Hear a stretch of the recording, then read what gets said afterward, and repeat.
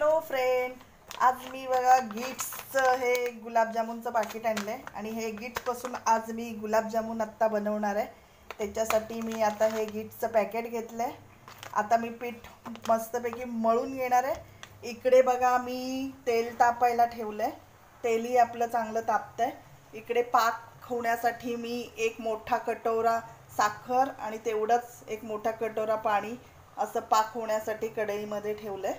आता आपण पीठ मळून घेऊया गुलाबजामुनचं। हे बघा असं मी सगळं परातीत पीठ ओतून घेतलंय। हे इन्स्टंट मिक्स गुलाबजामुन ते परातीत सगळं खवा म्हणजे गुलाबजामुनचा हा काढून घेतलाय। आता मी दूध वगैरे काहीच घालणार नाही आहे, सिंपल पाण्याने मळून घेणार आहे आणि ह्याचे छोटे छोटे असे गोळे करून म्हणजे एकदम असं चिरा न पडता असे छोटे गोल करून आता आपण तळून घेऊया। गाईज मी सगळ्या ह्या पिठाचे जे गुलाबजामुनचा खवा होता ना त्याचे सगळे पीठ मळून असं मस्त सगळे एकसारखे गोळे करून घेतलेत।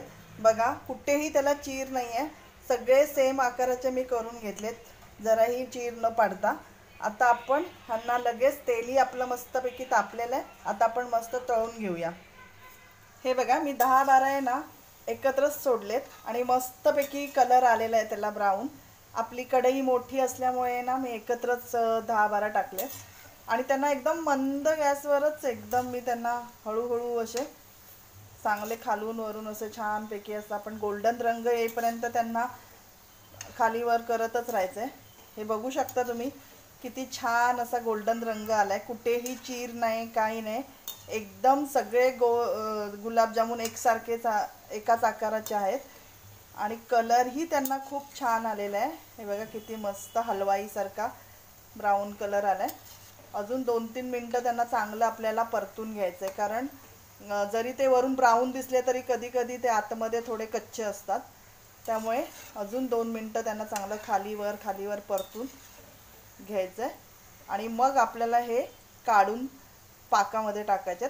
पाकही इकडे झालेला आहे मस्तपैकी, वेलची पावडर मी टाकले। आता गॅस बंद केलाय। आता आपण कढईतले गुलाबजामुन काढून पाकामध्ये घालणार आहोत। हे बघा गाईज असे मी सगळे कढईमधून काढून घेतलेत, आता हे मी पाकात टाकून ठेवते। हे बघा गाईज सगळे गुलाबजामुन मी आता पाकामध्ये घातलेले आहेत। आता मी अर्धा तास त्यांना असेच झाकून ठेवणार आहे पाक मुरण्यासाठी।